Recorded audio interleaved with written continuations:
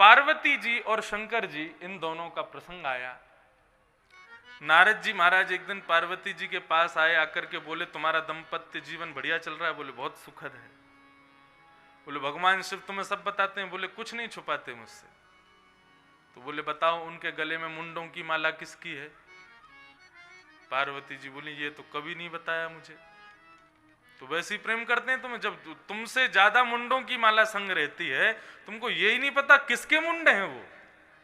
अब तो पार्वती जी कोपायमान हो गई, क्रोधित हो गई। नारद जी गए, अब शंकर जी दूर बैठे थे, तो जाते जाते प्रणाम करके बोले अम्बा मैया याद कर रही है न, चले जाओ। शंकर जी दौड़ करके गए तो देखे क्रोध में बैठी है। तब शंकर जी ने पूछा क्या बात है, क्यों नाराज? बोले आप हमसे प्रेम करते हैं, लेकिन हमसे ज्यादा जिससे प्रेम करते हैं कभी उसका परिचय नहीं दिया। शंकर जी बोले कौन है तुमसे ज्यादा प्रेमी? बोले मुंडों की माला जो निरंतर आपके कंठ में रहती है, किसके मुंड हैं ये? तब भगवान शिव ने बताया, बोले देवी ये वाला जो है ये सती है, तुम्हारा ही पूर्व अवतार। ये उससे भी पूर्व अवतार, ये उससे भी पूर्व अवतार। हर बार तुम्हारे विविध रूप धारण करके तुम आती हो, तुमसे हमारा ब्याह होता है, हम अमर बन के यहीं रहते हैं, तुमको जाना पड़ता है तो तुम्हारे मुंडों को ही हम माला बना करके पहन लेते हैं। अरे तुम ही हो और कोई नहीं है। तब पार्वती जी ने जिज्ञासा की कि मैं भी नहीं जाना चाहती, आपके साथ निरंतर सर्वदा मुझे भी रहना है। बोले उसके लिए अमर कथा सुननी पड़ेगी। बोले सुनाइए। तो वहीं अमरनाथ, वहां पर भगवान शिव विराजे हैं चट्टान पर, सामने बैठी है पार्वती और भगवान शिव वहां कथा सुना रहे हैं भागवत की। आपको पता गोपाल सहस्त्रनाम किसने गाया? भगवान शिव ने गाया। श्री राधा सहस्त्रनाम किसने गाया? राधा कृपा कटाक्ष स्तोत्र किसने गाया? भगवान शिव ने गाया। राधा कृष्ण के स्वरूप के सबसे बड़े उपासक यदि कोई है तो भगवान केदारनाथ है। हमारे ब्रज के अनेक श्री किशोरी जी के, ठाकुर जी के स्तोत्रों की रचना स्वयं शंकर जी ने की है। कथा सुनानी प्रारंभ की, पार्वती जी को बोला देखो हम आंख बंद करके कथा सुनाएंगे, और आपकी हमारी तरह नहीं 2 बजे शुरू हुई 5:30 पूरी हो गई, 24 घंटे कथा चलती थी। हम आंख बंद करके सुनाएंगे, तुम उपस्थित हो के सुन रही हो ये हमको पता लगे, उसके लिए हर 2 मिनट में ओम ओम ऐसे उच्चारण करती रहना। ठीक है। अब कथा प्रारंभ हुई तो पीछे का अंडा जो था वो फूट गया, उसमें से सुकाचार्य श्री सुखदेव जी बाहर आ गए और वे पीछे व्यासपीठ के बैठ करके आंख बंद करके श्रवण कर रहे हैं संपूर्ण कथा को शंकर जी से। पार्वती जी ओम शब्द का उच्चारण कर रही थीं। 6वें दिन की कथा प्रारंभ हुई और जैसे ही रास पंचाध्यायी कहना शुरू किया और रास की भूमिका में ब्रज की समस्त गोपांगनाएं भगवान के साथ रास विहार कर रही हैं, इस प्रसंग को जैसे ही पार्वती जी ने सुना तो पार्वती जी देहाभिमान से शून्य हो गईं। शरीर तो वहीं बैठा था, लेकिन आत्मा से वे भी वृंदावन में गोपियों के स्वरूप के झुंड के मध्य में पहुंच के कृष्ण के साथ रास करने लगी। वो स्थिति हो गई कि जो ओम शब्द का उच्चारण वो कर रही थी वो बंद हो गया। तो भयभीत होकर के वो सुख पक्षी ने देखा कि अरे ये तो समाधि में चली गई, अब कहीं इनके चक्कर में कथा ना रुक जाए। तो उनके स्वर में उस सुख पक्षी ने ओम कहना शुरू कर दिया। सप्ताह कथा पूरी हुई। सप्ताह कथा पूरी होते ही जय जयकार हुई। जय जयकार की ध्वनि सुन के पार्वती जी के नेत्र खुले और खुलते ही प्रणाम करके बोली रास के बाद क्या हुआ वो स्वरूप सुनाइए ना, रास की महिमा तो अति अद्भुत थी। बोले देवी तुम अभी रास में ही हो, हमारी तो कथा पूरी हो गई। बोले हम तो समाधिस्थ हो गए थे, हम तो रास विहार में प्रवेश कर गए थे। बोले तुम रास में प्रवेश कर गई थी तो फिर ओम शब्द कौन बोल रहा था? तभी त्रिशूल उठाया, ताम्रवर्ण हो गया भगवान शिव का स्वरूप। बोले किसने ब्रह्म विद्या की चोरी की है? मेरी बिना आज्ञा के कथा में कौन आया है? तभी पीछे देखा तो शिला के पीछे एक छोटा सा सुख पक्षी बैठा है। शंकर जी बोले ब्रह्म विद्या को सन्मुख बैठ करके सुनना चाहिए। देखो, इसको अन्यथा मत लेना, लेकिन श्रीमद् भागवत आदि पुराणों की चर्चा सुनने की कई विधि हैं। क्या विधि? एक तो सन्मुख, व्यास के सन्मुख बैठो। दूसरी विधि, एक आसन पर बैठो। तीसरी विधि, मेरुदंड सीधा करके बैठो। तीसरी विधि, ना कुछ खाओ ना कुछ पियो, 4 घंटा कम से कम एक व्रत से एक आसन से सुनो। और चौथी विधि नहीं बताऊंगा मैं, चौथी विधि है नीचे बैठ के सुनो। तो जो लोग नीचे बैठे हैं वो खूब बढ़िया, अच्छा है, लेकिन फिर घूम फिर के वही बात आ जाती है, तस्मात् केनाप्य उपाय न, किसी भी उपाय से सुनो, लेकिन कथा सुनो। चाहे पौड़ के सुनो, पीछे बिस्तर डाल के सुनो, पड़े पड़े सुनो, चाय पी के सुनो। कई जगह कथाओं में खूब भीड़ होती, दिखाई देता नहीं है, लेकिन उनको लगता है मुझे कोई नहीं दिख रहा, लेकिन मुझे सब दिख रहे हैं पीछे तक। क्या करेंगे? थर्मस में चाय और ले आते हैं, और जैसे कीर्तन शुरू होता है चाय पी लेते हैं बीच में। तो किसी भी उपाय से सुनो, लेकिन सुनो। लेकिन सबसे बड़ी बात क्या है? सन्मुख बैठ के सुनो, सामने बैठ के सुनो। श्री भागवत जी का दर्शन हो, विशाल मंच का दर्शन हो, और इनके मध्य में बैठे व्यास का भी दर्शन हो। ये दर्शन करते हुए कथा सुनो। शंकर जी बोले ब्रह्म विद्या की चोरी की है, व्यासपीठ के पीछे बैठ के सुनने का अधिकार नहीं है, तुमको मृत्यु दंड देना पड़ेगा मुझे। और त्रिशूल लेकर के जैसे ही भागे, अब तो सुख पक्षी उड़ता उड़ता उड़ता उड़ता अमरनाथ में से हिमालय की कंदराओं में घूम रहा है, पीछे पीछे शंकर जी चल रहे हैं। इतने में ही पहुंचे बद्रिकाश्रम। बद्रिकाश्रम में भगवान वेदव्यास की पत्नी बिट्टिका मुख खोल करके लोटा से जल पी रही थी। छोटे से सुख पक्षी तुरंत वहां पहुंचे, बोले यही गुफा सबसे बढ़िया है, तो मुंह में होके गर्भ में चले गए, और गर्भ में जाकर के विराजमान हो गए। शंकर जी ने खूब खोजा लेकिन नहीं मिले। 12 वर्ष तक वेदव्यास जी की पत्नी बिट्टिका के गर्भ में रहे श्री सुखदेव जी महाराज। 12 वर्ष बाद उन्होंने क्या, 12 वर्ष तक केवल पचाते रहे जो शंकर जी से सुनी थी कथा, उसका मनन चिंतन कर रहे हैं। यहाँ पे आदमी एक कथा नहीं पचाते, दूसरी कथा करवा भी लेते हैं। इसलिए क्या करना चाहिए? बोले प्रत्येक कथा को आपने 4 घंटा कथा सुनी तो उसको 6 घंटा दो रोज, तभी कथा समझ में आएगी, नहीं तो नहीं आएगी। एक कथा सुन के जाओ और फिर जाकर के उसका मनन चिंतन करो, क्या श्रवण किया, उसका क्या भाव था। अरे इतना धन का व्यय होता है कथा कराने में, इतने खर्चे होते हैं, लेकिन उस खर्चे का आपको फायदा कब होगा? जब सुनी गई कथा को अच्छे से अपने हृदयांगित कर लोगे, नहीं तो इस कथा का कोई रूप आपको प्राप्त नहीं होगा। श्री वेदव्यास जी महाराज को जाकर के बिट्टिका ने कहा कि मेरे गर्भ में से मुझको श्लोकों की ध्वनि आती है, ना जाने कौन है भीतर। वेदव्यास जी ने मंत्र दृष्टि से देखा तो अंदर विराजमान सुखदेव जी का उनको दर्शन हुआ। प्रार्थना की, हे बालक तुम बाहर पधारो, मां को कष्ट हो रहा है, जल्दी पधारो। सुखदेव जी ने कहा हम नहीं आएंगे बाहर। बोले बाहर माया है, यदि बाहर आया तो सब मुझे पकड़ लेंगे। ब्याह करने की इच्छा होगी, घर बसाने की इच्छा होगी, व्यापार करने की इच्छा होगी, यही तो माया है। और इस माया में पड़ गया तो भगवत विमुख हो जाऊंगा मैं। मुझे नहीं आना बाहर, मैं यहीं ठीक हूं, एकांतवासा झगड़ा न झांसा। और यदि आप चाहते हो कि मैं आपकी पत्नी के गर्भ को छोड़ के चला जाऊं, उनको कष्ट हो रहा है, तो भगवान नारायण से कहो कि वे आकर के मुझे वरदान दें, मुझे वचन दें कि मुझे माया नहीं सताएगी, तो मैं जन्म लूंगा। वेदव्यास जी ने भगवत प्रार्थना की, तब भगवान प्रकट हुए, मां के गर्भ में ही प्रकट हो गए और कहा कि तुम्हारा जन्म माया में पड़ने के लिए नहीं है, माया से लोगों को बचाने के लिए हो रहा है, जाओ जन्म लो। तब श्री सुखदेव जी महाराज का प्रादुर्भाव हुआ। सब लोग प्रणाम करो।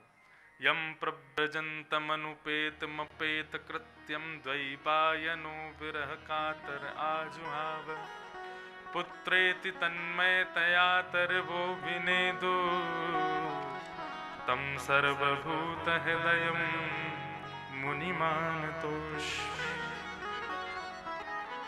कैसे हैं? बोले जन्म लेते ही वन की ओर चलती, मुड़ के भी नहीं देख रहे कि मेरी मां कौन है, मेरे पिता कौन है।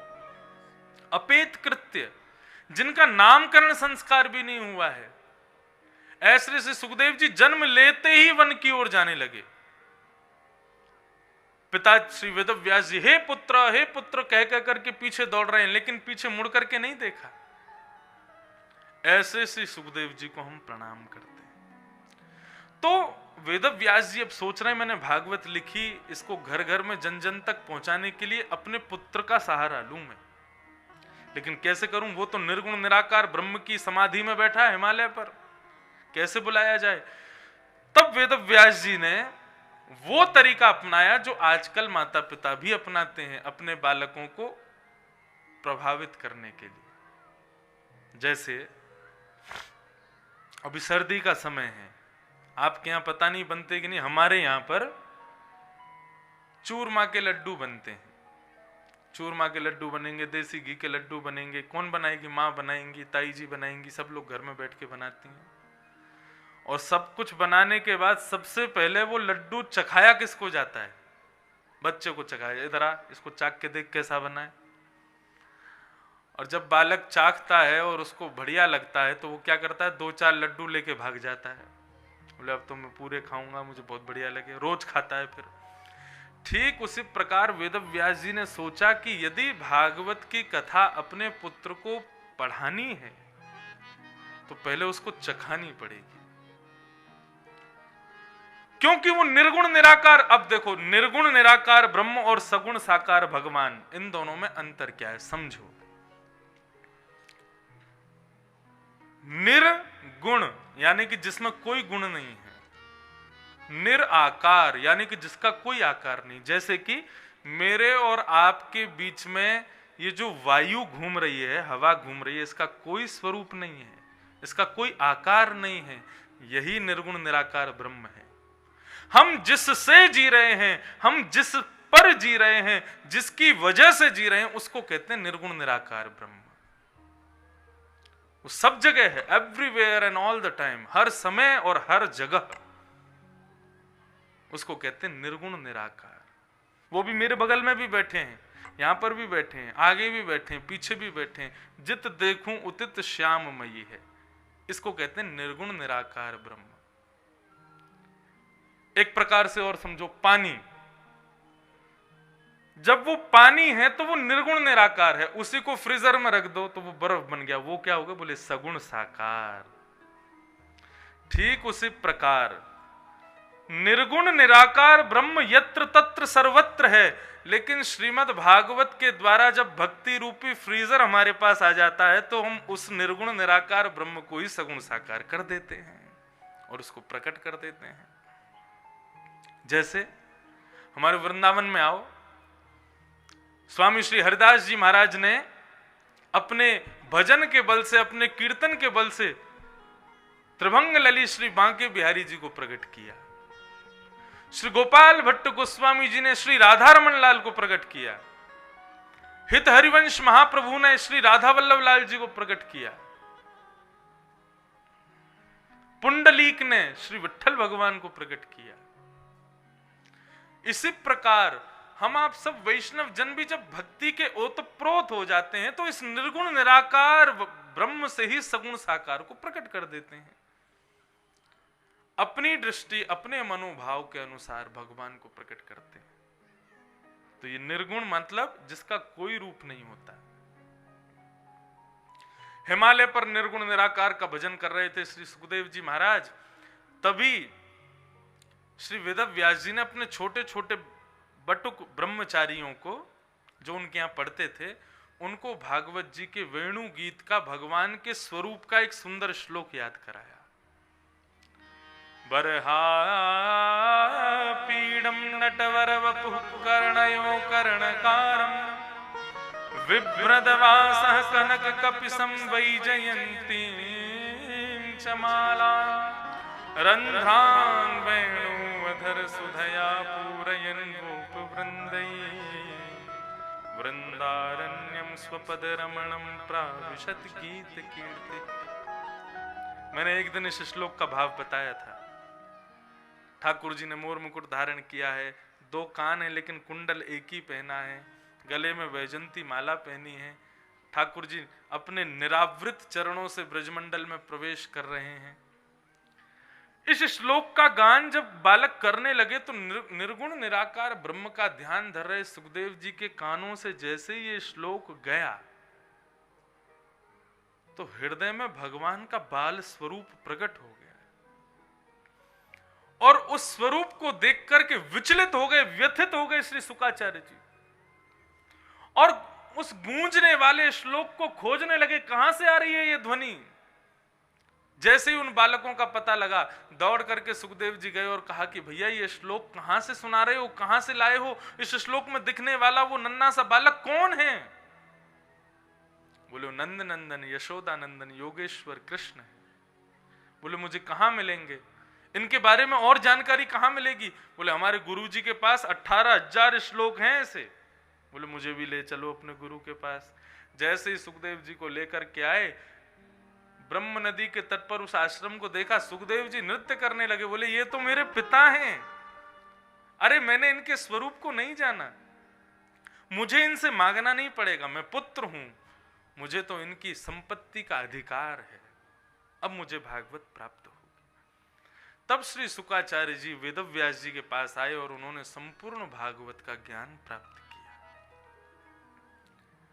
और वही सुखदेव जी संपूर्ण भागवत का अध्ययन करने के बाद एक प्यासे को वही भागवत पिलाने जाते हैं। गंगा के तट पर एक प्यासा बैठा है जिसकी प्यास गंगा जल से नहीं बुझ सकती, उसको पिलाने के लिए श्री सुखदेव जी पहुंचे। कौन है वो प्यासा? परीक्षित। कठपुतली तेरे हाथ की चाहे तू जैसे, अपने आप थोड़ी नाच रहे हैं, भगवान नचा रहे हैं। यही भाव है। आपको पता है भक्तों के लक्षण क्या है? सब माताएं अब बातें बंद करो, कथा सुनो। हम इसलिए भी भजन नहीं गाते अपनी कथाओं में क्योंकि सबको फिर बात करने का मौका मिल जाता है।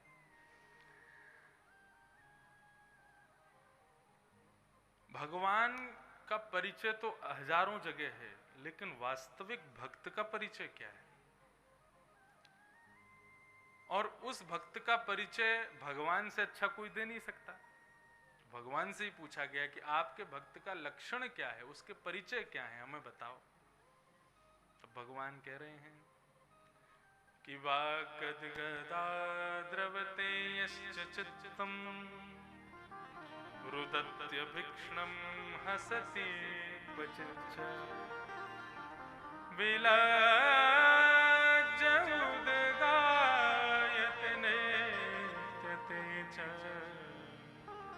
मद्भक्ति युक्तो भुवनं पुनातु। वास्तविक भक्त के लक्षण क्या हैं? इसको हम संसारी लोगों की भाषा में तो पागलपन कहा जाएगा, लेकिन भगवान की भाषा में ये भक्त है। कौन? पहला लक्षण बोले बाग गदगदा, बोलते बोलते बोलते कंठ भरावे जिसका। पूछो क्यों भराया कंठ? तो बोले भगवान की याद आ गई तो गला भराया, याद आ गई। द्रवते यस्य चित्तम, जिसका हृदय सदैव द्रवित रहता है भगवत प्राप्ति के लिए। रुदत्य भिक्षणम हसति क्वचिच्च, कभी तो रोने लग जाता है, कभी जोर जोर से हंसने लग जाता है, बिना बात के। बिना बात के का मतलब ये है कि वो भक्त होना चाहिए। ऐसे बिना बात के कोई भी हंसेगा, कहीं भी रोने लग जाएगा तो फिर उसको दिखाना चाहिए डॉक्टर को जाके। लेकिन वास्तव में भगवत भक्त है, भगवान की कथा सुनता है तो बैठे बैठे नेत्र बंद करके रुदन प्रारंभ हो जाता है, बैठे बैठे हंसना शुरू कर देता है। रुदत्य भिक्षणम हसति क्वचिच्च। और मेरे भक्त का लक्षण क्या है? बोले विलज्ज उद्गायति नृत्यते च। बोले लोग क्या सोच रहे होंगे, ये सारी लाज परंपरा मर्यादा शर्म छोड़ करके, विलज्ज लज्जा को छोड़ के, उद्गायत नृत्यते च, जोर जोर से गाने लगे, जोर जोर से नृत्य करने लग जाए। नारद उसको देख करके समझ जाना मद भक्ति युक्तो, वो मेरा भक्त है। भुवनम पुनातु, वो पूरे भुवन को पवित्र करने के लिए पृथ्वी पर गया है।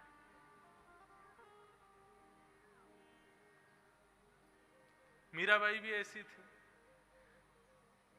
एक बार जोर जोर से गा रही थी कोई कीर्तन, इतने में ही एक संगीत का ज्ञाता आया और ज्ञाता आकर के उसने सुना कि अरे राम राम, यहाँ तो राग बेराग हो रहा है, राग गलत गाया जा रहा है।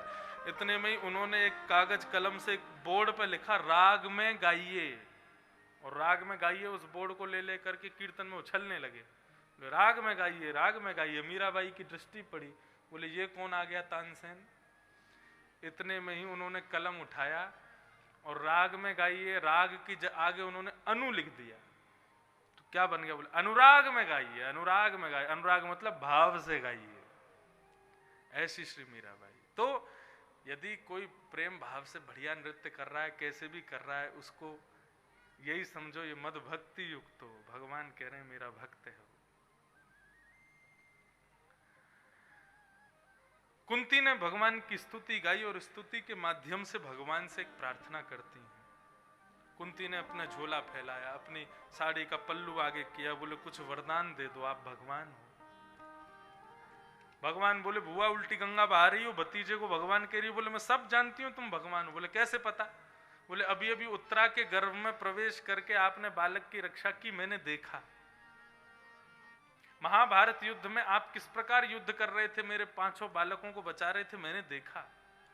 प्रत्येक स्थिति का मैंने दर्शन किया है और मुझे पूर्ण विश्वास है कि आप ईश्वर हो, आप ईश्वर हो, इसलिए मेरी झोली में अब कुछ वरदान दे दो। भगवान बोले ठीक है, मांगो क्या चाहिए। बोले पहले वचन दो, जो मांगूंगी सो दोगे। भगवान बोले वचन दे रहे हैं, जो मांगोगी सो देंगे। तब कुंती ने भगवान से वरदान मांगा, विपद सन्तु नः सस्वत् तत्र तत्र जगद्गुरो भवतो दर्शनं यत् स्यात् अपुनर्भव दर्शनम्। ठाकुर जी आप कुछ देना ही चाहते हैं तो एक वरदान दे दीजिए। बोले क्या वरदान चाहिए। बोले पूरे विश्व में जितनी भी विपत्तियां हैं, जितने भी कष्ट हैं, जितने भी दुख हैं, वो सब इस कुंती के जीवन में आ जाएं, बस ये कृपा कर दो। आप लोग कभी मांग सकते हो भगवान से ऐसा, लेकिन कुंती मांग रही है। भगवान ने कहा कुंती ऐसा क्यों मांग रही हो, तुम्हारे जीवन में सुख था ही कब। आज तक तुमने दुख ही दुख सहे। ब्याह हुआ तो ऐसा पति मिला कि उसको पीलिया का मरीज, और उसको भी श्राप लगा हुआ था, अपनी पत्नी के पास ज्यादा समय रहोगे तो तुमको मृत्यु हो जाएगी। ये बालक भी सब तुम्हारे नहीं है, देवताओं के द्वारा प्रदत्त किए गए हैं। इन बालकों को पाल पोस करके बड़ा किया, इनके पिता के राज सिंहासन को दिलाने की कोशिश की तो तुमको वन जाना पड़ा। 12 वर्ष के लिए वन हो गया, अज्ञातवास। और उसके बाद में भी महाभारत युद्ध हुआ, इतनी पीड़ा सही तुमने, लाक्षा भवन में जलाने का प्रयास किया, इतने संकट जीवन में आए, और आज जब तुम्हारे जीवन में सुख आया है, तुम्हारे पुत्र के सिर पर एक राज मुकुट विराज रहा है, तुम्हारे जीवन में खुशियां आई हैं, और तुम फिर से मेरे से दुख मांग रही हो, क्यों। कुंती भगवान से कहती है तुम कन्हैया मानते हो कि कल तक मैं दुखी थी और आज सुखी हूं। बोले हाँ मैं मानता हूं, कल तक तुम दुखी थी आज सुखी हो। तो बोले वही बात कह रही हूं, कल तक मैं दुखी थी तो तुम हमारे साथ में खड़े थे, और आज मैं सुखी हुई हूं तो तुम द्वारिका हमें छोड़ के जा रहे हो। जिस दुख में तुम हमारे साथ खड़े रहो वो दुख हमें बार बार चाहिए, और जिस सुख को मिलने के बाद तुम छोड़ के चले जाओ वो सुख नहीं चाहिए कन्हैया। भगवत स्मरण सुख में नहीं होता। भगवान की जो वास्तविक हृदय की पीड़ा से जो याद हम भगवान को करते हैं वो कब करते हैं, जब बहुत संकट जीवन में आते हैं। तब जो आर्तनाद भगवान का हमारे मुख से निकलता है वो वास्तविक भगवत स्मरण है। संपत्ति को संपत्ति नहीं कहते, विपत्ति को विपत्ति नहीं कहते। भगवान को भूल जाना ही सबसे बड़ी विपत्ति है, और भगवान की याद बने रहे यही सबसे बड़ी संपत्ति है आपके पास। कुंती ने जब भगवान से विपत्ति मांगी, भगवान ने अपने हृदय से लगा लिया कुंती को। बोले बुआ तू चिंता मत कर, मैं भले ही इस रूप में तेरे पास ना रहूं, लेकिन निरंतर जब भी तू नेत्र बंद करेगी मुझे अपने पास पाएगी, और मैं जब भी अपनी लीला पूरी करके जाऊंगा तुझे अपने संगी ले जाऊंगा, तो चिंता मत कर। लेकिन अब तेरी भी बहुएं हैं द्वारिका में, मेरे भी छोटे छोटे बालक हैं, उनको भी मेरी याद आ रही है, तो मुझे जाना चाहिए। कुंती ने स्तुति गाई, भगवान रथ में बैठ करके अब द्वारिका को निकले तीसरी बार। जैसे ही निकले तो फूंट फूंट कर रोने लगा। कौन? युधिष्ठिर। भगवान बोले अब तुम क्यों रो रहे हो, तुम्हारी पीड़ा क्या है? तब युधिष्ठिर कहता है बाल द्विज स्वहन मित्र पितृ भ्रातृ गुरुद्वह नमेश्या निर्यान मोक्षो यपि वर्षातायुतैः। मैंने छोटे छोटे बालकों को अनाथ कर दिया, कितनी माताओं के पतियों को मार के उनको विधवा कर दिया मैंने। महाभारत युद्ध करके मैंने बहुत बड़ा पाप किया है, मुझे अब नरक जाने से कोई नहीं रोक सकता। भगवान सिर पे हाथ रख के बैठे हैं, बोले पूरा महाभारत हो गया, सब काम हो गए, अब जाके इसको याद आ रही है कि इसने पाप किया है, अब इसको कैसे समझाऊं? भगवान बोले मैं नहीं समझाऊंगा, मैं थक गया समझा समझा के। अरे साक्षात भगवान हाथ पकड़ करके चले। अब वही बात है कि माँ अपने बेटा को उंगली पकड़ करके चला रही है, चल बेटा चल। अब बेटा धीरे धीरे मटक मटक के चल रहा है, इतने में आगे कहीं छोटा सा गड्ढा आ जाता है। अब मैया उसको ऐसे पार कर लेती है, बेटा भी पार कर सकता है, लेकिन अब बेटा डर रहा है मैं इसके आगे कैसे जाऊं कैसे जाऊं कैसे जाऊं। आगे कभी यहाँ जाता है कभी यहाँ जाता है। तो कई बार बालक होते हैं वो पानी और कोई गड्ढा हो तो उससे देख के डर जाते हैं। या कभी बालकों को आप जो नए नए चलना सीखें उनको सीढ़ी उतरवानी हो, उतर सकते हैं, हाथ यदि लगा दो तो उतर जाएंगे, जरा सा हाथ छोड़ दो तो घबरा जाते हैं, हम नीचे कैसे आवे। हाथ लगाने के बाद भी यदि वो नीचे नहीं आ रहा है तो उसका भय कितना भयंकर है। उसको अपनी मां पे विश्वास नहीं है, विश्वास करना पड़ेगा उसको। युधिष्ठिर का उंगली पकड़ करके भगवान ने पूरा महाभारत युद्ध कराया। भगवान कह रहे हैं साक्षात ईश्वर तेरे संग खड़ा और तू अभी भी नरक जाने से डर रहा है। भगवान बोले अब मैं नहीं समझा सकता इसको, लेकिन क्या करूं, इसका दुख तो दूर करना पड़ेगा। तभी भगवान को याद आती है, अरे अरे जय हो, भीष्म पितामह बैठे हैं, बाणों की सैया पर लेटे हैं, मेरी प्रतीक्षा कर रहे हैं रणभूमि में। वो बड़े बुजुर्ग हैं और ये लोग उनको बहुत मानते भी हैं। कोई बात नहीं, उनके पास ले चलते हैं, वो इनको समझाएंगे। बंधुओं में आज से 7-8 वर्ष पहले जब गुना आया था पहली बार पिताजी की कथा में, तब मैं स्कूल में पढ़ता था, कथा नहीं करता था। तब मैंने पहली बार गुना की भूमि पर भीष्म पितामह की स्तुति गाई थी, और आज फिर वही स्तुति का प्रसंग यहाँ प्रारंभ होगा। और मैंने पहली बार भीष्म स्तुति का गान भी यदि कहीं किया तो गुना में ही किया था।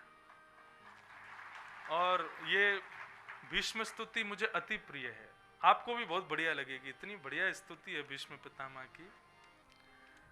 पहले उसकी भूमिका सुन लें, क्या हुआ, कैसे स्तुति प्रारंभ हुई। तो भगवान समस्त पांडवों को लेकर के बोले चलो मेरे साथ रणभूमि में।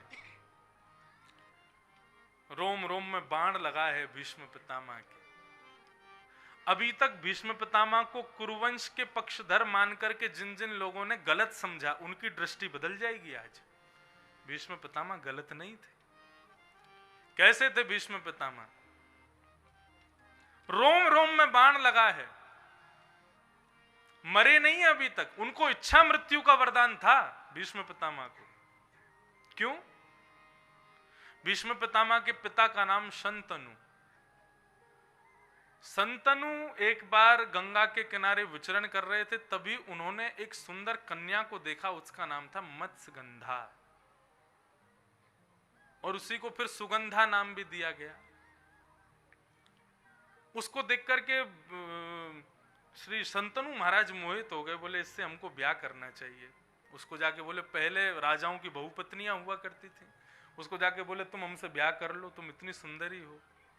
मत्स्यगंधा बोली मैं अपने पिता की आज्ञा के बिना नहीं कर सकते। आप मेरे पिता से पूछ लो, उसके पिता मछुआरे थे।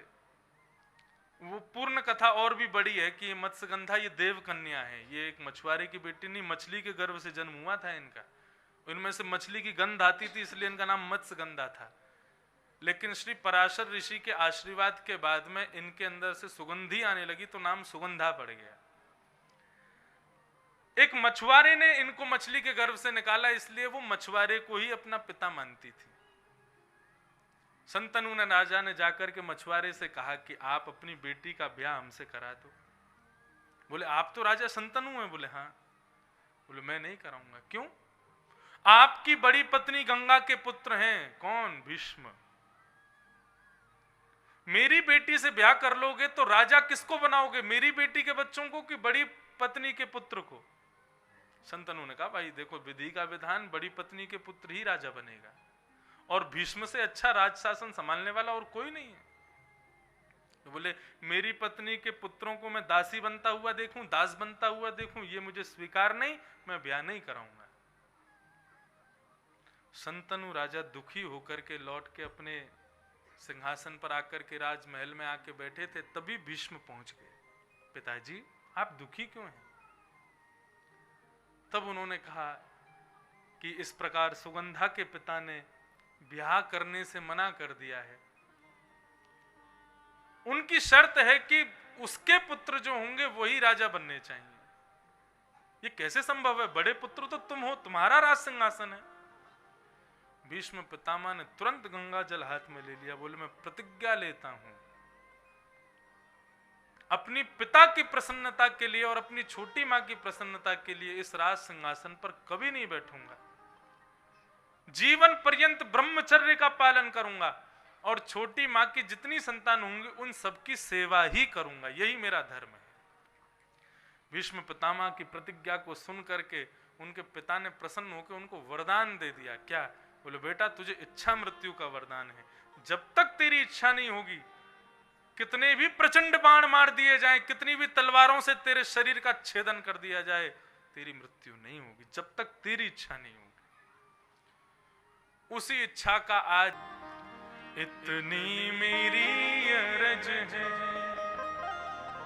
मानो तो क्या हरज है, ये आपका फर्ज है, जब प्राण तन से निकले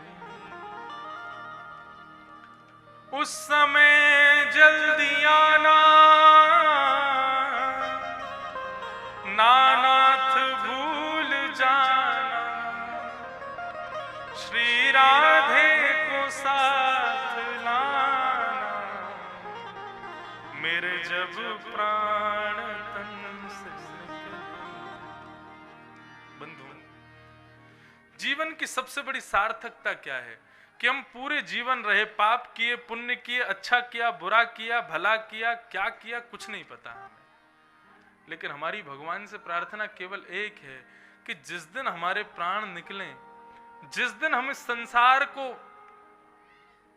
विदा होकर के जाएं, तो अंतिम श्वास जब चल रही हो, बिल्कुल अंत चल रहा हो, चाहे हॉस्पिटल में हो, चाहे कहीं हो, कैसे भी हो, उस समय प्रभु कृपा करके हमारे सामने आप प्रकट हो जाना और आपके सुंदर मुखमंडल को देखते देखते देखते देखते प्राण निकल जाएं, तो समझ लेंगे कि हमारा जीवन सार्थक हो गया। बंधुओं देखो, आओ चर्चा करें इस बात पे।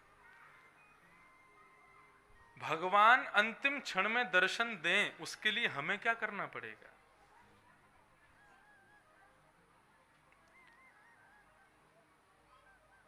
उसके लिए श्रीमद् भागवत में कई उपाय बताए। पहला उपाय बताया जपात सिद्धिर, जपात सिद्धिर, जपात सिद्धिर न संशय।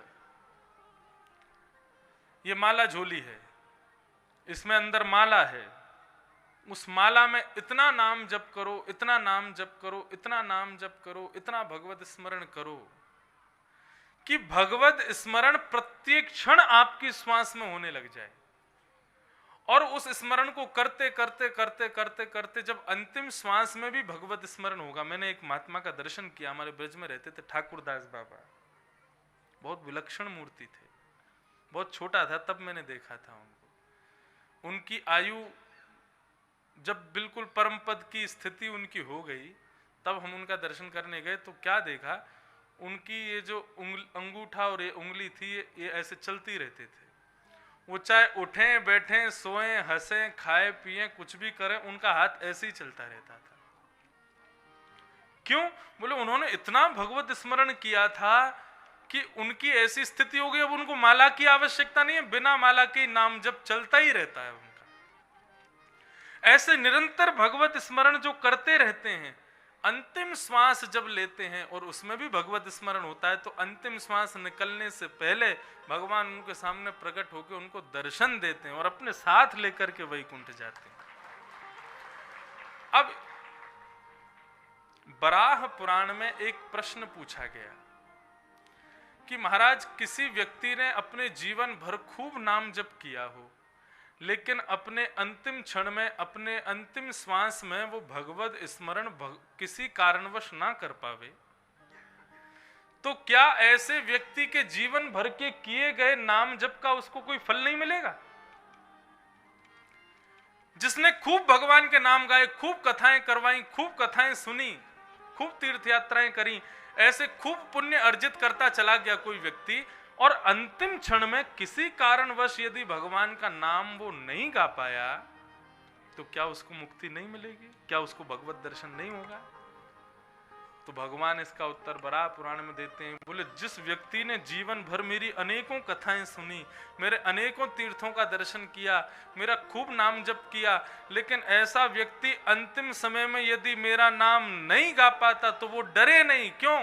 क्योंकि उसके अंतिम क्षण में वो मेरा नाम नहीं गा पाता, मैं उसका नाम गा लेता हूं, मैं उसका स्मरण कर लेता हूं। मेरा सुमिरन हरि करें, मैं पावा विश्राम। मेरा सुमिरन हरि कर रहे हैं, इतना सुमिरन हरि का होना चाहिए, इतना सुमिरन भगवान का होना चाहिए कि हमारा सुमिरन करते करते करते भगवान को आदत हो जाए हमारी सुमिरन की, और हम आराम करें, भगवान हमारा सुमिरन करना शुरू कर दें। ये भक्ति की पराकाष्ठा। भीष्म पितामह का सुमिरन, भीष्म पितामह भगवान का सुमिरन नहीं कर रहे, भगवान ने भीष्म पितामह का स्मरण किया है और भीष्म पितामह के पास जा रहे हैं। तभी भीष्म पितामह को दूर से ही पीतांबरी लहरती हुई दिखाई देती है, चंदन की सुगंधी आ रही है, सुंदर मोर मुकुट लहरा रहा है। तभी अपनी तिरछी नजर से देखते हैं तो द्वारिकाधीश उनके सामने आ रहे। धन्य भाग्य हैं भीष्म पितामह के।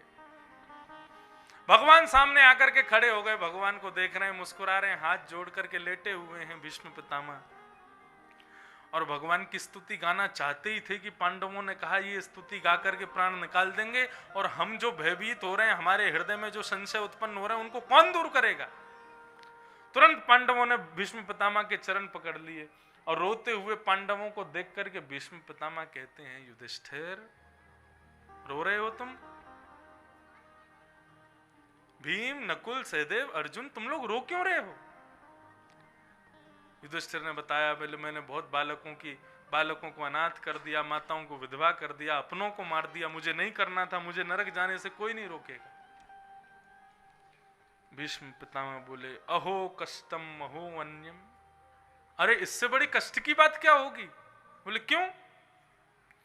बोले तुम लोग किसकी आज्ञा से महाभारत कर रहे थे? अर्जुन किसकी आज्ञा से बाण चला रहा था? बोले कृष्ण। तो बोले क्या कृष्ण पर तुझे भरोसा नहीं है? बस सारथी मानता था? हे युधिष्ठिर, तू केवल इसको अपना भाई मानता है। नकुल, सहदेव, तुम लोग केवल इसको अपना भाई मानते हो। अरे तुम्हारा भाई नहीं है, तुम्हारा सारथी नहीं है, तुम्हारा शांति दूत नहीं है। कौन है ये?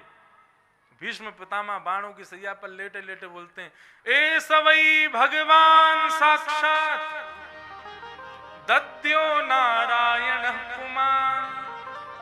नारायण का नाम सुना है? बोले हाँ, आदि ब्रह्मा भगवान है नारायण।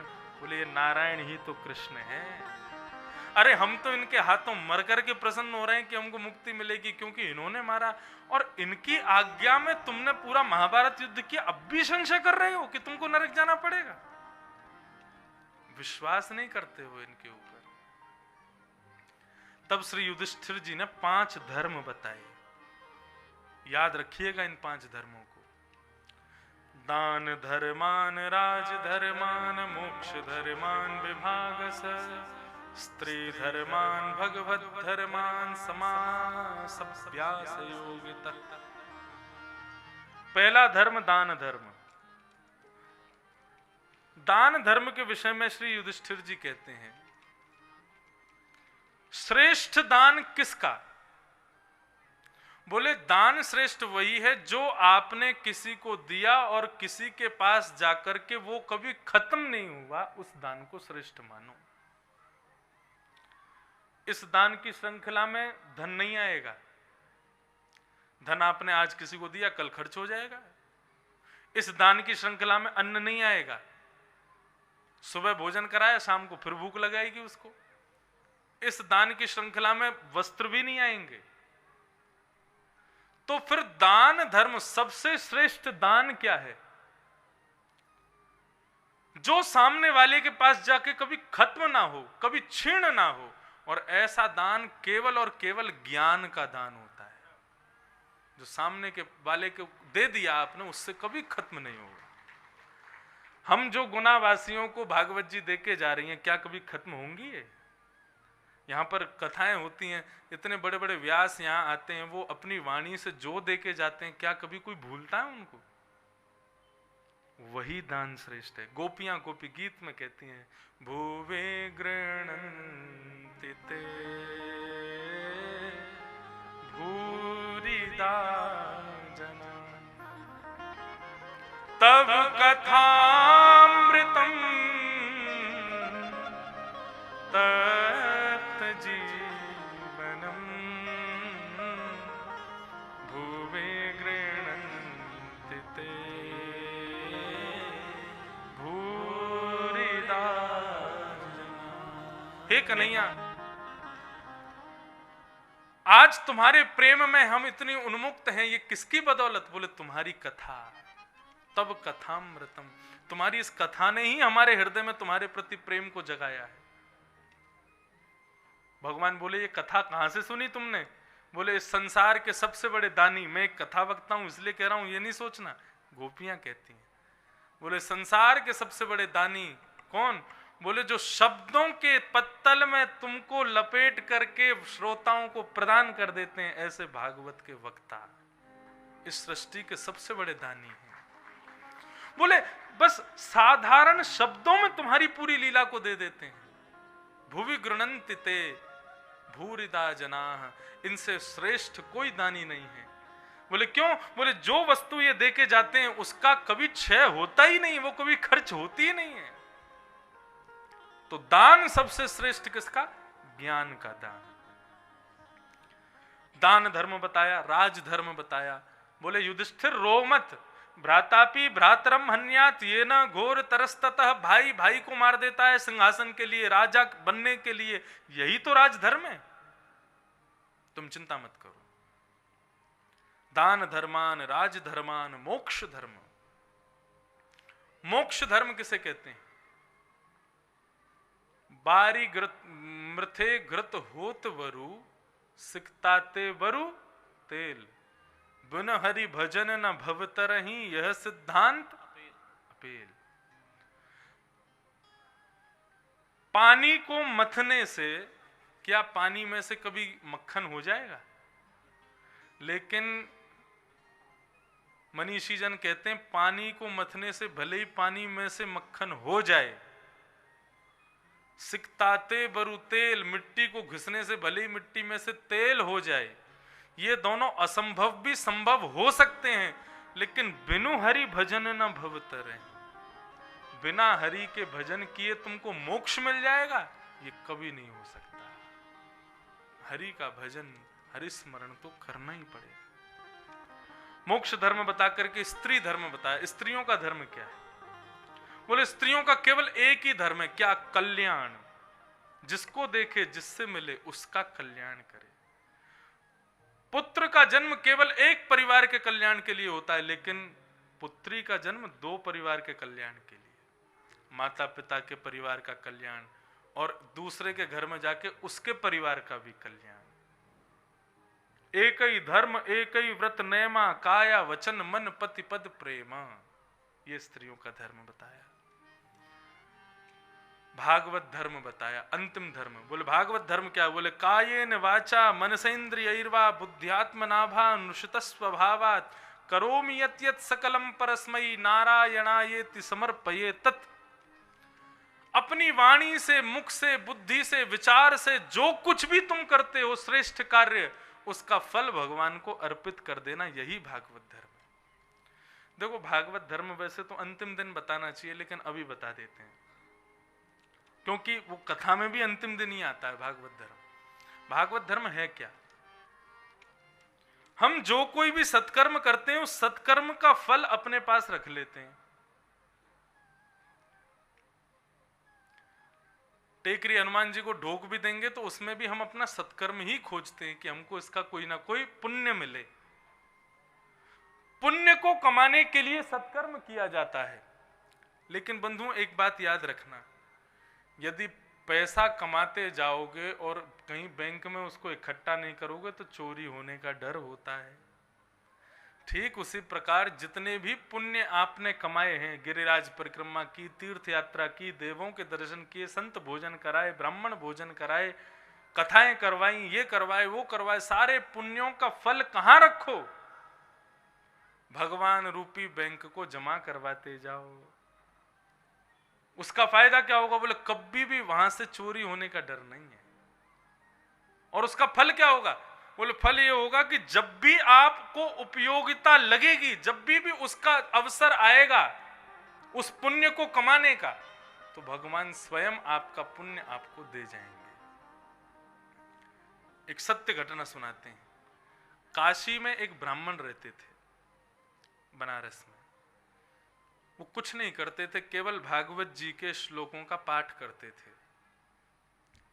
बचपन में संस्कृत विद्यालय आदि गए तो उनकी संस्कृत में बड़ी निष्ठा, और जब उन्होंने भागवत जी को पहली बार पढ़ा तो वो आनंदित हो गए। सच में भागवत की संस्कृत सबसे विलक्षण है। बाकी अन्य ग्रंथों की संस्कृत आप पढ़ सकोगे, लेकिन भागवत की संस्कृत थोड़ी सी कठिन है, विलक्षण है।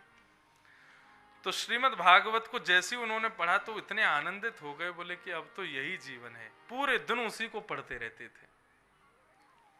घर वालों ने 2-4 जगह उनको नौकरी के लिए भेजा, लेकिन वो नौकरी छोड़ छाड़ के आ जाते, केवल भागवत पढ़ने में ही उनकी रुचि थी। पड़ोसियों ने कहा कि भैया इसकी बुद्धि ठिकाने लगानी है तो इसका ब्याह कर दो। ब्याह हो गया। अब ब्याह के बाद में गृहस्थी बढ़ने लगी तो चिंता होने लगी क्या करें। तो एक आध जगह घर जाके काम करते, लेकिन उनसे होता नहीं। एक दिन अपनी पत्नी से बोले तुम ही कहीं कोई काम कर लो घर चलाने के लिए, मैं तो भागवत जी के बिना रह नहीं सकता, मुझे पूरे दिन भागवत का अध्ययन चाहिए। पत्नी ने कहा ठीक है आप भागवत अध्ययन करो, हम घर घर जाके काम करेंगे। पूरे दिन भागवत जी का अध्ययन करते थे। एक दिन उन ब्राह्मण के घर पर दोपहर सब लोग भोजन करके निवृत्त हो गए। उसके बाद कुछ संतों की टोली पहुंची। पहले संत ऐसे ही कहीं भी चले जाते थे और कहीं भी जाकर वैष्णव के यहाँ जाके कहते लाओ प्रसाद पवाओ, तो सब पवाते भी थे। आजकल ऐसा नहीं है। संत पहुंच गए, लाओ प्रसाद पवाओ बिटिया। अब घर में कोई ऐसी सामग्री थी नहीं, और कभी रसोई में जावे, कभी कमरे में जावे, कभी कुछ खोजे, क्या खिलाऊं क्या पवाऊं, कुछ नहीं है घर में। तो संत बहुत देर तो बैठे रहे, फिर बोले कि देवी हम शायद गलत समय पे आ गए, हम फिर कभी आएंगे, कोई बात नहीं, अपना ही घर है। संत वहां से चले गए। बाहर बैठी बैठी वो मन में विचार करती है कि यदि आज मेरे पति कोई नौकरी कर रहे होते, कहीं से धन कमा रहे होते, तो हमारे घर में खूब सामग्री होती और खूब सामग्री होती। रोज मेरे घर संत आते, प्रसाद पाके जाते। मेरी माँ तो हमेशा कहा करती थी बिन बुलाए संत घर आ जाएं तो समझो साक्षात हरि आए हैं। लेकिन ऐसे हरि को भी हम प्रसाद ना पवा सके, भूखा जाना पड़ा हमारे यहां से। कौन है बाधक हमारे परिवार में? बोले भागवत। यदि ये मेरे पति के जीवन में नहीं आती तो आज मेरे पति बढ़िया कोई नौकरी कर रहे होते और हम लोग बढ़िया कमा खा रहे होते। अपने पति के पास गई तो वो बैठ करके भागवत जी की ग्रंथ लेकर के पढ़ रहे थे। तुरंत उनके हाथ से भागवत जी का ग्रंथ लिया और बीच से पन्नों को फाड़ करके अपने पति के सिर पर मार दिया। बोले 24 घंटा यही पढ़ते रहते हो, क्या दिया भागवत ने हमको? आज हमारे घर से संतों को भूखा जाना पड़ा। अरे कहीं 2-4 जगह काम करते तो कुछ धन कमाते, हमारे घर में सामग्री होती, संतों को भूखा तो नहीं जाना पड़ता। निकल जाओ घर से बाहर, और जब तक इस भागवत के प्रति तुम्हारी ममता है इस घर में लौट के मत आना। बेचारे भागवत के पन्नों को इकट्ठा करते हुए, रुदन करते हुए वो ब्राह्मण गंगा के किनारे चले गए और भगवान से प्रार्थना करने लगे, अहो वकीयम स्तनकालकूटम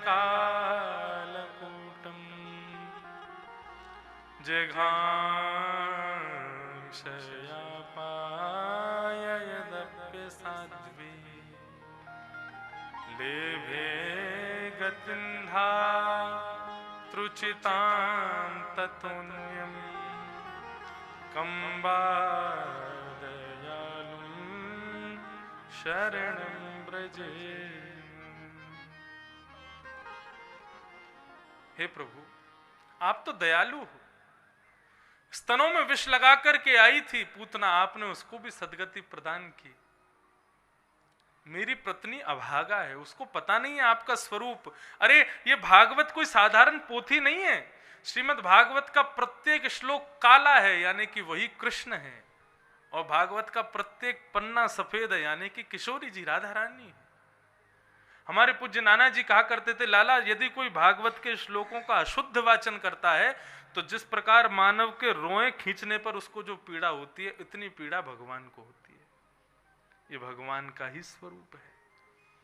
आप मेरी पत्नी पर कृपा कर देना, आप उसको दंडित मत करना।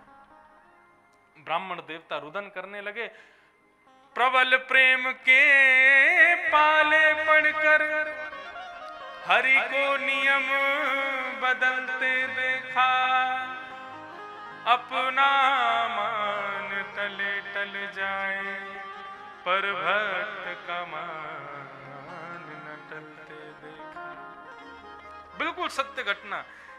ठाकुर जी तुरंत धराधाम में एक छोटे से ग्वाला बन करके आ गए। ऊंची धोती पहनी, पैरों में चांदी के कड़ूला पहने, हाथों में स्वर्ण के कड़ूला पहने, सिर पर स्वाफा बांधा, 2 माला गले में लटका ली और बिल्कुल ग्वारिया बन करके, ग्वारिया भेष धारण करके एक डलिया को अपने सिर पर रख करके और सीधे उस ब्राह्मण के घर पहुंच गए। गेट खटखटाने लगे। इतने में ही ब्राह्मणी बाहर आई, बोली कौन हो भाई, कहां से आए हो, क्या काम? भगवान इशारा करने लगे, हम गूंगे हैं, बोल नहीं सकते। गूंगे हो तो फिर कैसे बताओगे? बोले लिखने के लिए दो, हम बताएं कौन। भगवान उसमें बढ़िया लिख करके गए, तुम्हारे पतिदेव हमारे यहाँ नौकरी करते हैं लेकिन अपनी वेतन, अपनी तनख्वाह कभी हमसे लेते नहीं है। आज हमको पता चला उनको बहुत जरूरत है, तो उनके जीवन में जितनी उन्होंने हमारे यहाँ नौकरी की वो सारी तनख्वाह इस डलिया में दे करके जा रहे हैं। और वो पर्चा दे करके भगवान वहां से चले गए।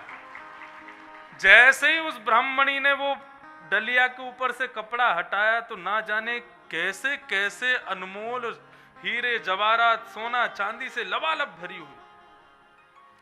अब वो सोची बताओ, और देखा तो वो तो चला गया इतने में बालक। बोले मुझसे झूठ बोलते थे मैं कहीं काम नहीं करता। जरूर मैं जब कहीं और काम करने जाती थी पीछे से कहीं कहीं अपने काम करे आते थे। आज बताओ कितना धन कमा लिया मैंने भी बेमतलब में उनको खूब सुना दी, उनकी भागवत जी फाड़ दी। अरे मुझे ऐसा नहीं करना चाहिए था। कोई बात नहीं, बच्चों को भेजा, जाओ बच्चों पिताजी को बोलाओ, घर आके शाम को भोजन कर लेंगे। शाम को महाराज जैसे ही वो घर लौट के आए, घर अलग ही चमक रहा है। तो एक बार तो वो चौंक गए, बोले ये हमारा घर नहीं है, हम शायद दूसरी गली में आ गए। घूम फिर के बोले घर तो यही है लेकिन ये आज ऐसा चमक कैसे रहा है? बाहर बढ़िया दिए जल रहे हैं, बढ़िया दीपावली जैसा घर चमक रहा है। घर के भीतर पहुंचे तो पत्नी नई साड़ी पहन के, बच्चे नए नए कुर्ता पजामा पहन के बढ़िया घूम रहे हैं, डोल रहे हैं, आनंद कर रहे हैं। देवी क्या हुआ आज, कैसे ऐसे दिन हमारे बदल गए, ऐसे सब प्रकाश में सब नए नए कपड़े पहन के, क्या हुआ, कैसे हुआ ये सब? तुमने सुबह पूजा की, उसी का फल है क्या ये? ऐसी पूजा का फल ये है तो रोज पूजा करवा लिया करेंगे हम अपनी। कितने बन रहे हो हमारे सामने, ऐसे कर रहे हो जैसे तुमको तो कुछ पता ही नहीं। बोले मुझे कुछ नहीं पता, सही बताओ क्या हुआ ये?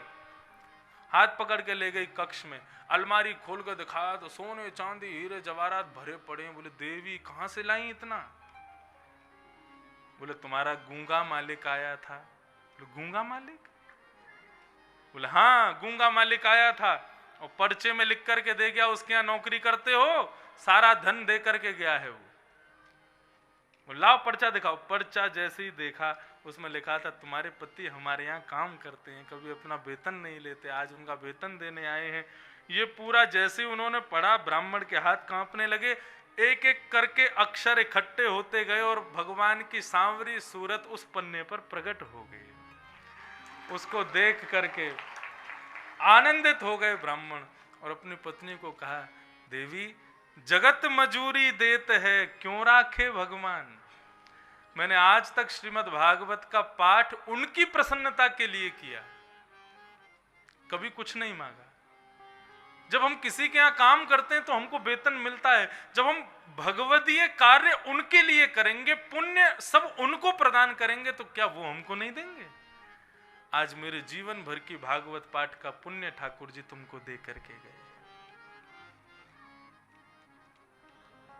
इसीलिए भगवान कौन है? भगवान एक बैंक के जैसे हैं। अपने जीवन में जो भी सत्कार पुण्य करते हैं सब भगवान को अर्पित किया करो। कैसे करोगे? कोई पुण्य का काम किया, तुरंत जल हाथ में लो और फिर जल लेकर के कायेन वाचा मनसेन्द्रियैर्वा बुद्ध्यात्मना वा नुष्ट स्वभावा करोमि यत् यत् सकलम परस्मै नारायणायेति समर्पयामि। संस्कृत में नहीं बोल सको, हिंदी में बोलो। काया से, वचन से, मन से, इंद्रियों से, बुद्धि से मैंने जो कुछ भी पुण्य किया है उसका फल मैं भगवान को अर्पित करता हूं। केवल इतना करने मात्र से आपका भागवत धर्म सिद्ध हो जाएगा। हर पुण्य के बाद भगवान से मांगना ये दे दो वो तो फिर आपका वो भागवत धर्म नहीं। आप पुण्यात्मा हो लेकिन भक्त नहीं हो। भक्त अपने पास पुण्य को कभी नहीं रखता।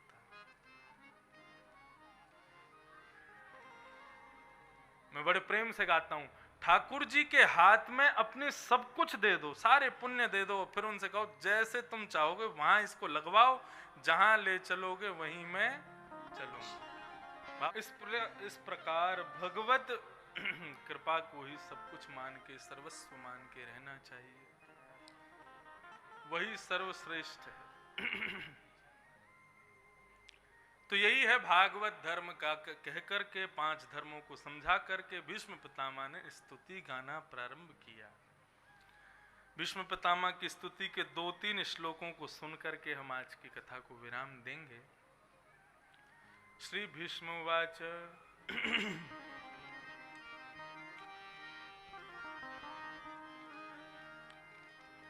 एते मतिरुपकल्पिता वितृष्णा भगवत सात्वत पुंगवे विभूने स्वसुखमुपगते क्वचिद् विहर्तुं प्रकृतिमुपेयुषि यद्भव प्रवाह।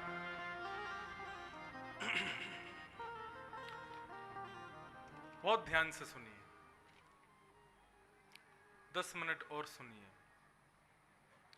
श्री भीष्म पितामह स्तुति गा रहे हैं भगवान की और बहुत श्रेष्ठ बात कह रहे हैं। इतिमति रूपकल्पिता वितृष्णा भगवत सात्वत पुंगवे विभूम्ने। प्रभु मेरी मृत्यु होने वाली है, बाणों की सैया पर मैं लेटा हूं। अपनी मृत्यु से पूर्व एक पिता का जो कर्तव्य रह जाता है वो मैं पूरा करके जाना चाहता हूं। भीष्म पितामह कहने लगे, भगवान कहने लगे पिता? बोले हाँ, मेरी एक बेटी है, मैं अपनी बेटी का आपसे ब्याह करना चाहता हूं। भगवान बोले पितामह भीष्म, तुमने ब्याह किया नहीं, जीवन भर तुम तो ब्रह्मचारी रहे हो, फिर तुम्हारी बेटी कहां से हो गई? बहुत सावधानी से सुनिएगा, ये बहुत विशेष स्तुति है। भगवान कहते हैं कि तुम्हारी तो कोई बेटी है नहीं, तुमने तो ब्याह ही नहीं किया, फिर तुम्हारी बेटी कहां से हो गई और उसका ब्याह, ये सब मैं समझ नहीं पा रहा हूं। भीष्म पितामह कहने लगे प्रभु, आपने प्रत्येक मानव को एक बेटी दी है। बेटी किसे कहते हैं? बेटी या बेटा। जितनी माताएं हैं उन सबको एक एक बेटा दिया है बिना ब्याह के ही, और जितने भाई हैं सबको एक बेटी दी है। क्या संतान का मतलब क्या होता है? पुत्र पुत्री का मतलब क्या होता है? जो अपनी इच्छानुसार माता पिता से अपनी इच्छा पूर्ति करवाते हो उनको संतान कहते हैं। हमें ये खाना है तो खिलाया जाता है, ये पहनना है तो पहनाया जाता है, ये पढ़ना है तो पढ़ाया जाता है, यहाँ जाना है तो ले जाया जाता है। माता पिता क्या करते हैं? माता पिता संतान उत्पत्ति के बाद उनकी इच्छा ही पूरी करते रहते हैं। किस लिए? कि ये खुश रहें, ये प्रसन्न रहें। बिना विवाह के भी एक बेटी एक बेटा हम सबके पास है जिसकी इच्छा हम हमेशा पूरी करते रहते हैं, और वो है हमारी मति, बुद्धि। बुद्धि कहती है, क्या कहती है? मुझे ग्वालियर जाना है, ग्वालियर में शॉपिंग करके आनी, तो चलो बुद्धि को बैठा के ले जाते हैं, टैक्सी में ले गए और पूरा महाराज ग्वालियर खरीद लाए। फिर वही बुद्धि कहती है कि नहीं नहीं नहीं, ग्वालियर में वो कपड़े नहीं मिले जो दिल्ली में मिलेंगे, दिल्ली चलो, तो दिल्ली ले गए, दिल्ली से लेकर के आ गए। कहां तक कहें महाराज, लोग चटोरे कैसे होते हैं, जीव के रहते हैं, दिल्ली में रहते हैं, बंबई में इच्छा हो गई रसगुल्ला खाने की तो कलकत्ता पहुंच जाते हैं हवाई जहाज करके, रसगुल्ला खाएंगे। केवल और केवल अपनी बेटी की इच्छा, अपनी मति की इच्छा पूरी करते हैं, और वही मति इच्छा प्रकट करती है कि मुझे कथा सुननी है, तो यहां कथा में भी आ जाते हैं। सदैव उसी की इच्छा को पूर्ति करने में लगे रहते हैं। भीष्म पितामह कहते हैं ये मति ही हमारी बेटी है, और प्रभु में जाने से पहले इसका आपसे ब्याह करना चाहता हूं। भगवान बोले ब्याह ही क्यों करना चाहते हो? बोले क्योंकि बेटी जब तक कुंवारी है तब तक तो उसकी इच्छा मानता है पिता, लेकिन जब बेटी का ब्याह हो जाता है तो बेटी की इच्छा क्या होती है? जो दामाद की इच्छा होगी वो बेटी की इच्छा, तो दामाद की इच्छा बेटी की इच्छा बनेगी, बेटी की इच्छा को पिता पूरी करेगा। लेकिन दामाद के रूप में, जामाता के रूप में जब भगवान ही होंगे तो फिर बेटी की इच्छा भी कोई अच्छी ही होगी। इसलिए प्रभु, समझ में आई बात? ज्यादा कॉम्प्लिकेटेड तो नहीं हो गए। मति हमारी बेटी, उसका ब्याह हमने किससे कर दिया? भगवान से। तो भगवान हमारे कौन हो गए? हमारे जमाई हो गए। तो जमाई की खातिरदारी कैसे करते हैं हम लोग? बेटी फिर वही इच्छा प्रकट करेगी जो उसके पति की इच्छा होगी। ठीक उसी प्रकार भीष्म पितामह कह रहे हैं, मैंने कौरवों का संग किया, मैंने इन कुरुवंश का साथ दिया, किस लिए? अपनी इस मति की वजह से। आज मैं मृत्यु से पहले अपनी मति आपको देना चाहता हूं। वितृष्णा, अब इसमें कोई इच्छा नहीं रह गई है, वितृष्णा हो गई है प्रभु। भगवान बोले तुम बढ़िया संबंध लेके आए हो, लेकिन कन्या वर्यते रूपम, भगवान भी पूरी सगाई करेंगे यहां पे। भगवान बोले बेटी को किससे ब्याह करना होता है? बोले ना वो धन से ब्याह करती, ना परिवार से ब्याह करती, ना गाड़ी घोड़ा इन सब से ब्याह नहीं करती। कन्या वर्यते रूपम, उसको रूप चाहिए। तो तुम अपनी बेटी का जिससे ब्याह कर रहे हो वो सुंदर भी तो होना चाहिए। हम कहां सुंदर हैं, काले कलूटे। तब भीष्म पितामह अपने अगले स्तुति में कहते हैं, त्रिभुवन कमनम तमाल वर्णम रविकर गौरव रामवरम दधाने। कैसे सुंदर हैं आप? बोले त्रिभुवन कमनम तमाल वर्णम। हमारे ब्रज में पता है क्या कहते हैं? हमारे बिहारी जी को देख करके ब्रजवासी सब कहते हैं, हे कृष्ण लला तुम होते लली तो गले कट जाते करोड़न के। तुम लाला हो तो इतने पागल हो रहे हैं लोग, यदि लाली होते तो गले कट जाते करोड़न के। पीछे खड़े हैं।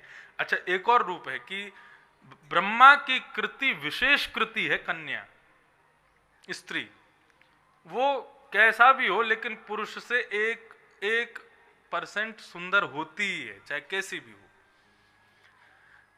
ठाकुर जी हमारे पुरुष रूप में इतने सुंदर हैं, यदि कन्या होते। आप लोगों ने यदि उत्सव का दर्शन किया हो, अभी हमारे लाल जी का उत्सव चल रहा था, इस कथा से पहले आस्था पे आ रहा था, तो हमने एक दिन अपने लाला को, हमारे ब्रज में गाते हैं, रसिया को नार बनाओ री रसिया को, हारे रसिया को हम बे रसिया को नार बनाओ री रसिया को। अभी होली के दिन आएंगे महाराज, ब्रज जैसी होली कहीं नहीं होती। क्या करते हैं, बोले ठाकुर जी को लहंगा फरिया पहना करके राधा रानी का रूप धरा देते हैं। क्यों, बोले नंद भवन, नंद गांव से जाते हैं कन्हैया कहां बरसाना होली खेलने, तो सारी बरसाने की गोपियां पकड़ करके ठाकुर जी को राधा रानी की और वो क्या बोलते हैं उसको, लहंगा फरिया पहना देते हैं। और फिर ठाकुर जी को चुनरी उड़ा के फिर पूरे बरसाने में घुमाते हैं, रसिया को नार बनाओ री रसिया को। तो ऐसे हमने अपने लाल जी को एक दिन श्री जी का रूप धारण कराया। उनको बढ़िया लहंगा फरिया पहना करके ऊपर पूरी चुनरी वुनरी धरा के, चंद्रिका धरा के, यहाँ से केश निकाल के, और जैसे ही हमारे लाल जी आए मंच पर, सब देख करके कोई पहचान ही नहीं पाया ये कौन है। और वास्तव में वो पजम्मी में, धोती में, बगलबंदी में, पीतांबरी में तो सुंदर लगते हैं, लेकिन जब किशोरी जी के रूप में आए, जब राधा रानी बन के आए, तो मैंने उस दिन उनकी 3 बार आरती करके 3 बार नजर उतारी, इतने सुंदर लग रहे थे उस दिन। तो हे कृष्ण लला तुम होते लली तो गरे कट जाते करोड़न के। भीष्म पितामह कह रहे हैं आपकी सुंदरता कैसी, बोले त्रिभुवन कमनम तमाल वर्णम। ठाकुर जी का वर्ण कैसा है, रंग कैसा है शरीर का, तमाल। तमाल वृक्ष देखा है, तमाल वृक्ष हमारे ब्रजमंडल में खूब हैं। वो ना तो काले होते हैं और ना ही नीले होते हैं, काले और नीले के बीच के होते हैं, सांवरे। विलक्षण रूप है ठाकुर जी का। और फिर भीष्म पितामह कह रहे हैं उसमें भी आपका ड्रेसिंग सेंस बहुत अच्छा है। वो कैसा, बोले रवि कर गौर वरम वरम दधाने। एक तो आप सांवले और ऊपर से आप कपड़े कैसे पहनते हो, बोले पीतांबरी, पीले कपड़े पहनते हो। जिनका कॉम्प्लेक्शन डार्क है उनको लाइट कपड़े पहनने चाहिए, क्योंकि शरीर का रंग ज्यादा गहरा है ना, इसलिए वो वस्त्र कैसे पहने, कम रंग वाले। और जिनका रंग बहुत गोरा है उनको कपड़े गहरे रंग के पहनने चाहिए, तो ही सुंदरता दिखती है। ये हमने कहीं पढ़ा नहीं, भागवत में ही ठाकुर जी के रूप का वर्णन है। और कोई काला आदमी, उसका रंग ही पहले से ही सांवला है और फिर ऊपर से काले कपड़े और पहन ले, कैसा लगेगा फिर। एक बार पति पत्नी दोनों रात में भोजन करके वॉक कर रहे थे, अंधेरा हो रहा था, गली में घूम रहे थे दोनों। इतने में ही उसकी एक सहेली बाहर आई, बोले अकेली घूम रही हो, कोई साथ नहीं है। इतने में ही बगल वाले भैया जोर से हंसे तो उनके दांत दिख गए। बोले अच्छा भैया भी संग में, काली जैकेट पहनी इसलिए दिख नहीं रहे। लेकिन हमारे ठाकुर जी कैसे हैं, बोले त्रिभुवन कमनम तमाल वर्णम रवि कर गौरव राम वरम दधाने। जब ठाकुर जी पीतांबरी पहन करके नंद भवन से निकलते तो सूर्य अपने आप को बादलों की ओट में छुपा लेता है। क्यों, बोले अब एक सूर्य पृथ्वी पर घूम रहा है, मेरी आवश्यकता नहीं है। ऐसे चमकते हैं ठाकुर जी। मेरी बेटी को आप पसंद हो, सुंदर हो, सौंदर्य। उसके बाद दामाद केवल सुंदर हो तो ही ब्याह नहीं करना चाहिए, शौर्यवान भी होना चाहिए, उसमें बल भी होना चाहिए। भगवान कह रहे हैं हम में कोई बल थोड़ी है, बलवान होते तो हम भी धनुष बाण लेके महाभारत करते। बोले बलवान आप जैसा तो कोई बलवान नहीं। भीष्म पितामह बोले कैसे बलवान हो आप? युधितुर गर्जो विधुम्न विश्वक्वच लुलित श्रम वार्यलंकृतास्ये मम निशित शरैर्विविद्यमान त्वचि विलसत् कवचिस्तु कृष्ण आत्मा। बोले अर्जुन धनुर्धारी, महाभारत की हमारी सेना कौरवों की अपने प्रचंड बाणों की बौछार करती थी अर्जुन के रथ पर। एक बाण नहीं, लाखों बाण एक साथ अर्जुन के रथ की ओर जाते थे, लेकिन उसका बाल बांका नहीं हो पाया। क्यों? क्योंकि उसके सारथी आप थे। आप इतनी तीव्र गति से रथ को घुमाते थे, जैसे ही दिखता था बाण आ रहा है, इतने में तो रथ पहुंच गया अर्जुन का कहीं और। भीष्म पितामह कहते हैं कि अर्जुन का रथ की गति इतनी तीव्र होती थी कि अभी तो अर्जुन का रथ यहां खड़ा है, थोड़ी देर में देख रहे हैं तो वहां पहुंच गया। इतनी तीव्र गति से उसके रथ को इतनी बुद्धिमत्ता से चलाने वाले हे शौर्यवान सारथी, मेरी बेटी आपके रथ में बैठेगी तो आप उसको सारी आदि व्याधियों से रक्षा करोगे, इसलिए आपसे बड़ा शौर्यवान कोई नहीं। भगवान बोले सुंदरता देख ली, शौर्यवानता भी देख ली, लेकिन अगर स्वभाव अच्छा नहीं हो तो दामाद का स्वभाव भी अच्छा होना चाहिए। भीष्म पितामह कह रहे हैं आपके स्वभाव के आगे किसका स्वभाव अच्छा है? सपदि सखिवचो निशम्य मध्य निज परयोर वलयोर रथम निमेश्य। ड्राइवर सेठ जी से कभी कहे कि सेठ जी गाड़ी निकालो मुझको ले चलो, सुनने में अटपटा लगेगा। सेठ जी कहें कि ड्राइवर से ड्राइवर गाड़ी निकालो, लेकिन महाभारत में यही हुआ। अर्जुन, अरे उसकी क्या गरिमा आपके सामने, वो आपको कहता सेनयोर भयोर मध्य रथम स्थापयमेच्युत, हे अच्युत कृष्ण मेरे रथ को लेकर के आइए और मुझे बैठा करके बीच सेना के बीच में ले जाइए। और आपने क्या किया? बोले जो आज्ञा। आपका स्वभाव कितना मधुर है, एक दास स्वरूप अर्जुन की आज्ञा का पालन कर रहे हो आप। स्वभाव बहुत अच्छा है, मेरी बेटी तो आपको ही भी आएगी। भगवान बोले समझदारी भी होनी चाहिए। हर प्रकार की स्थिति जीवन में आती है, विवाह के बाद समझदार नहीं होगा दामाद तो कैसे काम चलेगा। बोले व्यवहित प्रतना मुखम निरीक्ष्य स्वजन बधा द्विमुखस्य दोष बुद्धिया। अरे अर्जुन की दोष बुद्धि प्रकट हो गई थी अपने प्रियजनों को सामने देख करके। उसकी दोष बुद्धि को दूर करने के लिए आपने 18 अध्याय की गीता सुनाई अर्जुन को। आपसे ज्यादा समझदार और कौन होगा? तो मेरे लिए तो आपसे बड़ा समझदार कोई नहीं। अंत में आया, बोले प्रेमी होना चाहिए दामाद। बोले आपसे बड़ा प्रेमी भी नहीं है। स्वनिगम पहाय मृत प्रतिज्ञा मृत मधिकर तुम वप्लुतो रथस्थः धृतरथ चरणो भयाश्चलद गुहु हरिरिवहन तुमिभम गतोत्तरीय। आज भीष्म पितामह को एक संदर्भ याद आ रहा है।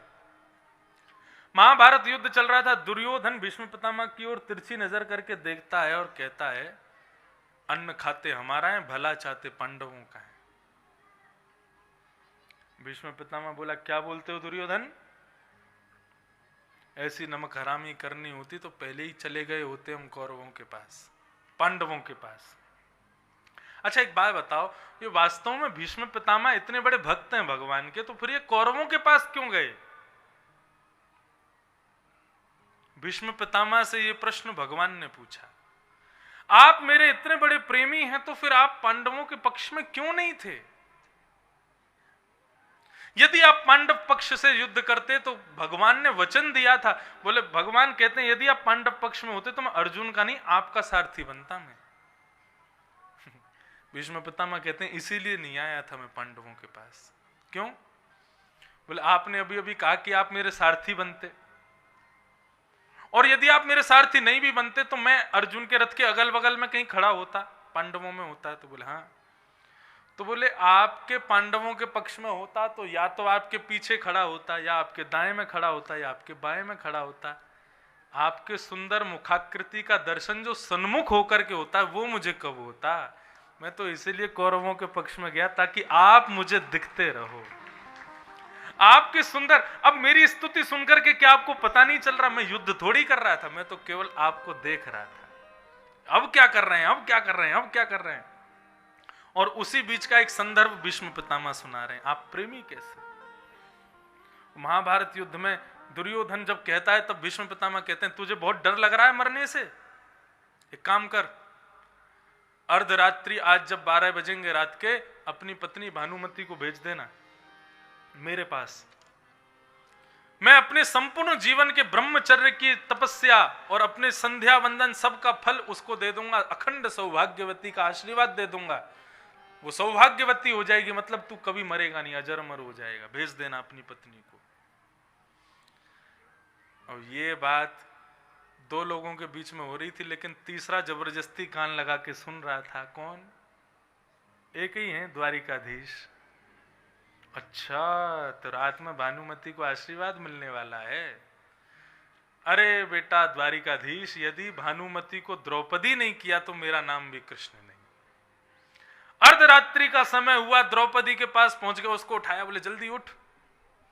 क्यों क्या? बोले क्यों क्या, कुछ मत पूछ, तैयार हो, घूंघट कर ले और मेरे साथ चल, भीष्म पितामह को जाके प्रणाम करना है, आशीर्वाद लेना है उनसे। भीष्म पितामह का आशीर्वाद तो सुबह भी लिया जा सकता है। बोले सुबह तक बहुत देर हो जाएगी, अभी लेना है आज, और भानुमति आए उससे पहले जाना है। और भगवान ऊंची धोती पहन के, स्वाफा सिर पर बांध करके, ग्वारिया भेष धारण करके, ग्वाल बाल बन के पूरे, और लालटेन हाथ में लेके जा रहे हैं और कह रहे हैं सुन, कोई पूछे कौन आया है तो मेरा नाम मत बताना, बस कह देना ग्वारिया है, हमारे यहाँ का नौकर है, ऐसे कुछ कह देना, लेकिन ये मत कहना कृष्ण आया है। ठीक। द्रौपदी भीतर घूंघट निकाल करके गई, अंदर जाकर के बैठी। उसके नूपुरों की आवाज सुनकर के भीष्म पितामह को लगा भानुमति आ गई। तुरंत भीष्म पितामह उठे, आ गई बिटिया, चलो बैठो। बैठ गई, अब घूंघट करके बैठी है, बड़े हैं। इतने में ही भीष्म पितामह गए और अपने दोनों बरदहस्त द्रौपदी के सिर पर रख करके अपने संपूर्ण जीवन की तपस्या, संध्या वंदन, पूजा पाठ, ब्रह्मचर्य का वरदान दे दिया, अखंड सौभाग्यवती भव। जैसे ही द्रौपदी को ये वरदान मिला, ये आशीर्वाद मिला, द्रौपदी का रोम रोम प्रफुल्लित हो गया। वो तो आनंदित हो गई, अरे ये वरदान दे रहे हैं, अखंड सौभाग्यवती का आशीर्वाद दे रहे हैं, इसका मतलब मेरे 5 पति सदैव जीवित रहेंगे। महाभारत के युद्ध में अब उनको कोई हरा नहीं पाएगा। द्रौपदी एक बार तो जाने लगी, लेकिन फिर आया उसको याद कि कहीं ये कल को भूल नहीं जाए, तो इनको याद और दिला जाऊं। द्रौपदी आती है और अपना घूंघट ऊपर करती है और कहती है पितामह, तो फिर याद रहे 5 की जिम्मेवारी आपकी है। अब महाभारत युद्ध में यदि एक बाण भी यदि मेरे 5 पतियों में से किसी को लग गया तो आपकी जिम्मेवारी। भीष्म पितामह बोले द्रौपदी तू कहां से आ गई यहाँ पे? मैंने तो भानुमति को बुलाया था, तू कहां से आई? बोले मैं आपकी भक्ता नहीं हूं, मैं आपकी पुत्री नहीं हूं, मुझे आशीर्वाद का अधिकार नहीं है। भीष्म पितामह पहले तो सहम गए, आनंदित हो गए, वो चाहते तो यही थे, लेकिन फिर द्रौपदी का हाथ पकड़ करके जोर से सिंह की तरह गर्जना करते हुए बोले तू अकेली आई है, कोई लेके आया तुझे साथ? अब तो द्रौपदी घबराई नहीं, अकेली आई हूं, कोई नहीं आया मेरे साथ में। बोले कौन आया, मुझे सच सच बता। बोले गोपाल भैया आया। कौन गोपाल भैया? बोले हमारे यहाँ गैया चराता है, गोबर थापता है, दूध निकालता है, ग्वारिया है, चल मुझे दिखा कौन सा गोपाल भैया तेरा। अरे आप राजा हैं, आप इतने बड़े सेनापति, आप बाहर जाएंगे गोपाल भैया से मिलने? अच्छा नहीं लगा, आप बैठो यहीं पे। भीष्म पितामह बोले मुझे देखना है तेरा गोपाल भैया कौन सा है। बाहर निकल करके आए, भगवान दूर बैठे थे एक वृक्ष के नीचे, जोर से सिंह की तरह गर्जना, कहां है गोपाल भैया? भगवान को 2 पटक तो वहीं लगी, वो फंस गए। आज इधर आओ। धीरे धीरे चल के जा रहे हैं, भगवान मुंह छुपा रहे हैं, इनको क्या करूं मैं, फंस गया आज। इतने में भगवान का मुखमंडल देख के भीष्म पितामह बोले ये गोपाल भैया तो पहले देखा है मैंने तेरा।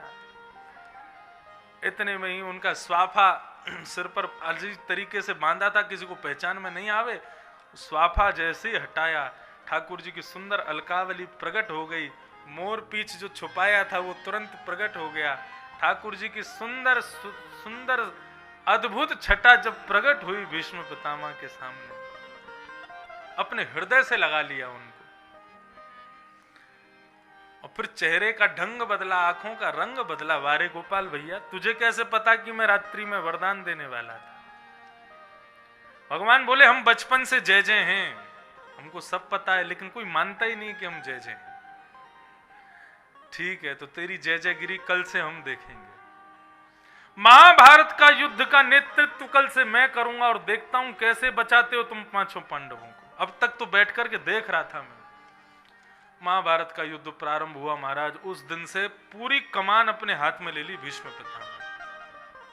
एक बाण का संसंधान करते हैं, आकाश में जैसे ही छोड़ते हैं एक से अनेक बाण निकलते हैं।